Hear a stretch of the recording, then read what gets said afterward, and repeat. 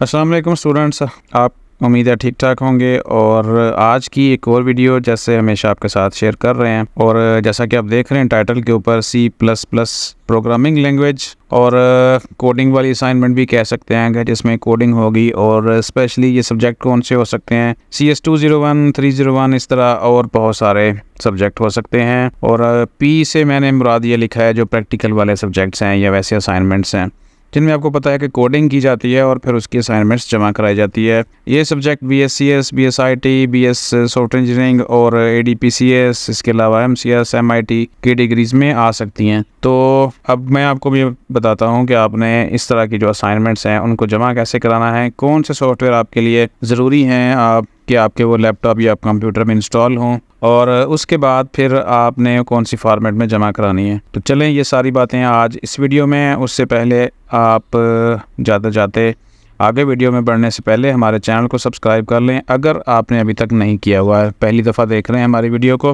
तो चलें ज़रा सबसे पहले तो एक असाइनमेंट खोलते हैं और ये इसी सेमेस्टर की असाइनमेंट है। जैसा कि आप देख रहे हैं कि इसकी जो ड्यू डेट 29 है और ये CS201P introduction to programming practical assignments है। सबसे पहले अगर आप इसकी असाइनमेंट्स की जो देख लें तो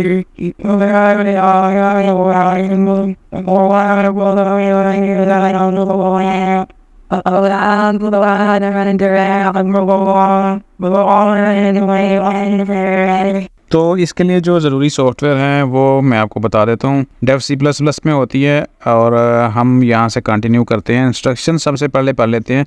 मैं आपको बता दूं कि जो सबसे ज़रूरी चीज़ है वो आपके असाइनमेंट में आने वाली इंस्ट्रक्शंस हैं और उसको लाजमी आपको पढ़ना है ताकि आपकी जो कम से कम 20% प्रॉब्लम सॉल्व हो जाती हैं अगर आप इंस्ट्रक्शन को अच्छी तरह समझ लेते हैं। Please read the following section carefully before submitting the assignments. It should be clear that your assignments will not get any credit if, वो कहते हैं कि अगर आपकी असाइनमेंट में 0 नंबर होंगे अगर क्या assignment is submitted after due date के बाद जमा होगी। Submitted assignment does not open और फाइल करप्ट, अगर आपकी फ़ाइल वो ओपन ही नहीं होती और करप्ट फाइल आप सबमिट कर देते हैं तो भी 0 मार्क्स। असाइनमेंट इज़ कॉपीड, और यानी दूसरे स्टूडेंट से कॉपी करते हैं तो भी 0। Assignment is submitted in any file format other than .cpp, अब ये .cpp फाइल में आपने जमा करानी है। अगर इसके अलावा किसी और फाइल में जमा कराएंगे तो 0 मार्क्स होंगे। जैसे कि आप रूटीन की असाइनमेंट्स हैं जिसमें आप टेक्स्ट लिखते हैं तो वो MS वर्ड में होती हैं।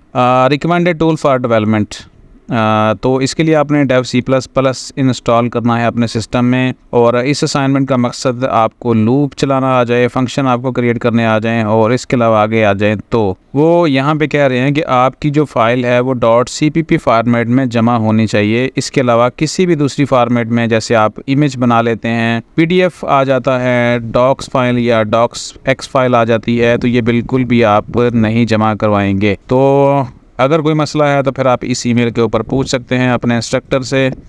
और अब आगे आ जाएं जो असल में असाइनमेंट है। ये ऊपर सारी इंस्ट्रक्शन थी, यहाँ पे उन्होंने कहा write a C++ program that performs the following task, use your own VU provided student ID। आपने असाइनमेंट्स के अंदर अपनी ID लिखनी है। अगर आप अपनी ID नहीं लिखते तो आपके जो नंबर हैं वो काटे जाएंगे।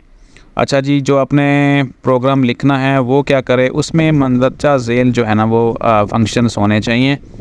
यानी वो क्या करे, जब प्रोग्राम डिस्प्ले हो तो फिर आपका वो आप LMS ID शो करें और उसके बाद आपका जो न्यूमेरिक पार्ट है, डिजिट्स जो आपके हैं LMS ID में वो आपकी शो करे। जैसे जहाँ पे ये नंबर हैं, ये ID है, तो इसमें जो ये नंबर हैं ये डिजिट्स पार्ट है। और उसके बाद क्या करें, store the numeric part of your VU student ID in variables. ये वाले नंबर फिर वो स्टोर करे सिस्टम और सेपरेट द गिवन डिजिट्स, फिर उनको अलग अलग करें। Calculate the sum of all even digits, even number जो होंगे, डिजिट्स होंगे, उनको जमा करेगा और फिर उसका जो शो है यानी उसका जो रिज़ल्ट है वो यहाँ पे शो करेगा।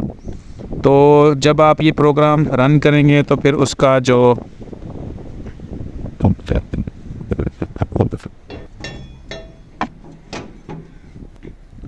जो स्क्रीनशॉट है ना वो आपका इस तरह का आना चाहिए। आउटपुट है ये, और मैं अब आपको दिखाता हूँ। तो अब जब इस तरह की असाइनमेंट हो, सबसे पहले तो आप कोड लिखते हैं। इसके लिए होता है C++ कोड, मैंने यहाँ पे कोड लिखा हुआ है। और उसके अलावा हमें चाहिए अपने सिस्टम में डेव C++ की इंस्टॉलेशन। तो ये आप इंटरनेट से डाउनलोड कर सकते हैं, ये बिल्कुल फ्री सॉफ्टवेयर है, कोई भी एक्टिवेशन की इसी तरह भी नहीं चाहिए। कम से कम जो साइज़ है इसका 48 MB यहाँ पे शो कर रहा है। इससे ऊपर भी साइज़ की फ़ाइल आपको मिल जाए तो आप इंस्टॉल कर सकते हैं। इसका लिंक भी मैं डिस्क्रिप्शन में डाल दूंगा, वहाँ से डाउनलोड कर सकते हैं। तो सबसे पहले करना क्या है, आपने अपने सिस्टम के अंदर, ये कंप्यूटर में इंस्टॉल होगा, लैपटॉप में इंस्टॉल होगा, आपने जो डेव C++ प्रोग्राम है उसको आपने रन कर देना है। ये जब रन हो जाएगा तो फिर इसी तरह का इंटरफेस होगा और फिर आपने जाना है फाइल में, न्यू फाइल, सोर्स फाइल। ये आपका आ गया इंटरफेस डेव C++ का। अब इसके अंदर भी आप डायरेक्ट कोड लिख सकते हैं, नोटपैड में भी लिख सकते हैं, वो आपकी मर्ज़ी है कि आप कैसे लिखते हैं। मैंने यहाँ से पहले लिखा हुआ है नोटपैड के अंदर, मैं वहाँ से उसको कॉपी कर लेता हूँ और यहाँ पे आपका जो डेव C++ का इंटरफेस है इसके अंदर मैं इसको पेस्ट कर देता हूँ। पेस्ट कर लिया, तो जब पेस्ट करेंगे तो वो इस तरह का शो करेगा सारा। और फिर उसके बाद हमने अब इसको एग्जीक्यूट में जाना है और सबसे पहले कंपाइल करना है। कंपाइल करेंगे और कंपाइल करते हुए वो पूछता है कि इस फाइल का नाम क्या रखना है। आप लोकेशन बताएंगे कि कौन सी लोकेशन कंप्यूटर की, यहाँ पे आपने इसको जो कंपाइल्ड फाइल है वो यहाँ पे जाएगी। तो यहाँ पे उसका नाम पूछा जा रहा है। नाम आपने क्या लिखना है, अपनी LMS ID के नाम से, यानी हम इसको कर रहे हैं BC 1 2 3 4 5 6 7 8 9 भी कर देते हैं। तो इस तरह की फ़ाइल हम क्रिएट कर रहे हैं, ये जस्ट आपको समझाने के लिए। लेकिन ये जो ID है ये आपकी अपनी ID होना चाहिए। सेव कर देते हैं, सेव करने के बाद फ़ाइल सेव हो जाएगी और कंपाइलर हमारा बताना शुरू करेगा प्रोसेस। ये सारा यहाँ पे उसने प्रोसेस कर दिया, यानी इस प्रोग्राम को कंपाइल कर दिया और यहाँ पे उसने बता दिया कि एरर इसमें 0 है, वार्निंग 0 है, यानी और इसमें कोई भी प्रॉब्लम नहीं है इस प्रोग्राम में। और अगर आपके कोड में प्रॉब्लम होगी तो फिर वो यहाँ पे शो हो जाएगा। अब चलते हैं ज़रा आगे और इसको करते हैं कंपाइल। ये कंपाइल हो गया, अब हम इसको करेंगे रन करते हैं। तो यहाँ पे देखें बिल्कुल हमारा जो आउटपुट है सेम एज आ रहा है। VUID हमने जो लिखी थी 1 2 3 4 5 6 7 8 9 फ़र्ज़ किया हुआ है, उसने उसमें से इवन जो नंबर है वो निकाल दिए 2 4 6 8 और फिर उनको उसने जमा भी कर दिया। यहाँ पे देखें जो हमारी PDF जो वर्ड फाइल हमने ओपन की हुई है तो बिल्कुल सेम एज इसी तरह ही है। अब मैं आपको यहाँ पे जो ID है हमारी, जो हमने ये नंबर लिखा हुआ है, यहाँ पे ये जो नंबर है ना LMS ID है, ये आपकी अपनी होनी चाहिए। यहाँ पे हम इसको करते हैं चेंज। याद रखें सिर्फ आपने डिजिट चेंज करने हैं, बाकी सारा कोई कॉमा वगैरह कुछ इस तरह का डिलीट नहीं करना। अब हम कर लेते हैं, एक फ़र्ज़ करें मैं ऐसे ही एक जो जहन में आ रहा है ID वो लिख देता हूँ। हमने ये रखा और उसके बाद हम फिर से जाके इसको कंपाइल करेंगे तो फ़ाइल जो है वो दोबारा से प्रोसेस में जाएगी और फिर उसके बाद वो दोबारा से हमें रन करनी पड़ेगी कंपाइल करने के बाद। अब यहाँ पे देखें तो हमारा जो ID है वो ये जो नया मैंने डाला था वो आ गया। उसने इवन नंबर्स यहाँ पे सारे निकाल लिए हैं और उसका बस सम किया है तो 14 आ चुका है। अब मैं आपको दिखाता हूँ कि जो हमने फ़ाइल सबमिट करवानी है, तो इस वक्त यहाँ पे देखें तो हमारी फ़ाइल एक ये पड़ी है और ये जो है ना ये .cpp फ़ाइल है। आप देखें तो ये इसके ऊपर भी लिखा हुआ है CPP, ठीक है। ये वाली फ़ाइल हमने जमा करानी होती है अपने यूनिवर्सिटी को या आपने LMS में। अगर हम इसको मैं बंद भी कर देता हूँ प्रोग्राम को, ये मैंने प्रोग्राम को बंद कर दिया, ठीक है, इसको भी बंद कर देते हैं और यहाँ पे देखिए अब कुछ भी नहीं खुला हुआ, तो हमारे पास ये .cpp फ़ाइल ओपन है और ये जो प्रोग्राम लिखा गया था ये इसमें जो LMS ID है वो भी वही है। और अब हम डायरेक्ट बजाय कि मैं डेव C++ को ओपन करूँ, हम इस फाइल को ओपन करते हैं और ये फिर पूछेगा कि किससे ओपन करनी है फ़ाइल। हम इसको डेव C++ ID करेंगे और ओके करेंगे तो ये जो हमारा ये देखें तो ये फ़ाइल इसी तरह आपके जो इंस्ट्रक्टर्स हैं वो इसको चेक कर लेंगे और ये ID जो है ना ये आपकी चेंज होनी चाहिए। ये फ़ाइल ऐसे नहीं होती कि कोई आपको अपनी असाइनमेंट्स ऐसे ही भेज दे और आप उसको सबमिट कर दें। आपने अपनी ID के साथ कंपाइल करनी है, ठीक है। ये कोड सेम हो सकता है लेकिन ये ID हर किसी की अलग अलग ही हो गई। ये तो तरीक़ाकार है जो कोडिंग वाली फ़ाइल है वो जमा कराने का। यहाँ से मैं फिर एक दफ़ा आपको चेंज करके दिखाता हूँ। 240306758 ये मैंने फ़र्ज़ ऐसे कर दिया है और फिर अब हम इसको दोबारा से कंपाइल करते हैं। तो फिर देखते हैं इसका आउटपुट क्या। एग्जीक्यूट में जाएंगे, कंपाइल करेंगे और कंपाइल का जो यहाँ पे रिज़ल्ट है वो शो हो जाएगा कि ये बिल्कुल करेक्ट जो है वो कंपाइल हो गई है। फिर हम इस एग्जीक्यूट में जाते हैं और इसको रन करते हैं तो यहाँ देखें जो मैंने नया नंबर डाला था BC24030768 फ़र्ज़ किया था, उसमें से उसने जो इवन नंबर्स हैं वो निकाल लिए हैं और उसका भी हमें रिज़ल्ट शो कर दिया है। तो ये इस तरह जब आप इसका आउटपुट बनेगा वो फ़ाइल यहाँ पे बनेगी आपकी CPP फ़ाइल। और याद रखें कि एक चीज़ यहाँ पे आपने ख्याल रखनी है, जब आप इसको अंदर से चेंज करते हैं BC24030708 तो यहाँ याद रखें कि ये जो फ़ाइल शुरू में नाम था ये आपका वही रहेगा, ठीक है। लेकिन आपने क्या करना है, जब यहाँ से चेंज करें तो ये फ़ाइल आपने बिल्कुल न्यू करके चेंज करनी है। फ़र्ज़ करें कैसे कि अब हम इस कोड को कॉपी कर लेते हैं सारे को, यानी कोड आपके पास आ गया और इसको हम यहाँ से कर देते हैं बंद, क्लोज़ ऑल, और फिर उसके बाद हम करते हैं कंट्रोल न्यू, ये नई आ गई और फिर उसके बाद वी किया हमने। और ये वाला फ़र्ज़ करें कोड आपका है तो फ़ाइल भी तो उसी के नाम से सेव होनी चाहिए ना। कॉपी किया हमने, अब इसको हम कर लेते हैं एग्जीक्यूट में जाके कंपाइल में वो हमें से नाम पूछेगा, ये जी हमारी फ़ाइल का नाम है और डेस्कटॉप पे हम इसको रखेंगे। सेव किया, उसके बाद ये कंपाइल होना शुरू हो गया, चंद सेकंड में कंपाइल हो गया, उसके बाद कोई एरर नहीं आया। रन करते हैं इसको, रन किया तो फिर हमारी जो नई आईडी था उसके मुताबिक इसने हमें दे दिया।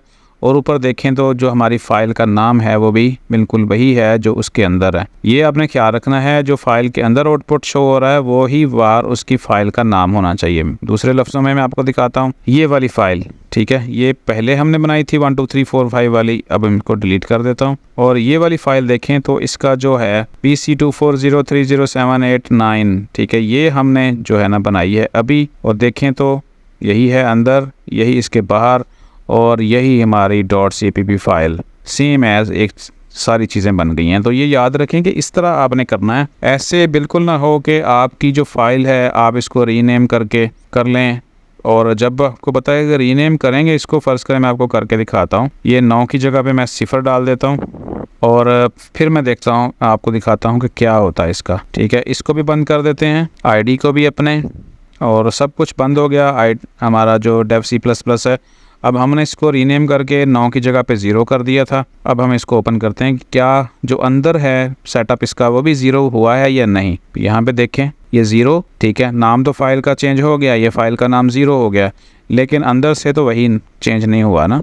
इस चीज़ का ख्याल रखना है। इस तरीके से जो आपके इंस्ट्रक्टर हैं पकड़ लेते हैं सारा। तो ये कोड मैं आपकी जो वीडियो है इसके नीचे डिस्क्रिप्शन में डाल देता हूँ, अगर वहाँ पे हो गया, क्योंकि बाज़ चीज़ें एक्सेप्ट नहीं की जाती क्योंकि इसमें जो ब्रैकेट्स हैं वो यूट्यूब के ऊपर एक्सेप्ट नहीं होती। तो फिर अगर किसी को चाहिए तो वो मुझसे व्हाट्सएप पे रब्ता कर सकता है, मैं उसको सेंड कर दूंगा। तो आपने इसी तरीके से अपने आईडी ये चेंज करके आपने लगानी है और फिर उसके बाद एग्जीक्यूट करना है और कंपाइल करना है। फिर आपने .cpp फ़ाइल ये वाली फ़ाइल बनेगी आपकी जो करेक्ट होगी, और उसको आपने अपने LMS में सबमिट कर देना है और DevC++ आपने डाउनलोड कर लेना। तो ये थी हमारी आज की वीडियो, जो थी कि आपने जो कोडिंग वाली असाइनमेंट्स हैं उसको कैसे जमा कराना है। कोशिश मैंने की है कि आपको रिपीट करके चीज़ें बार बार समझा दूं ताकि कोई किसी किस्म का प्रॉब्लम ना रहे।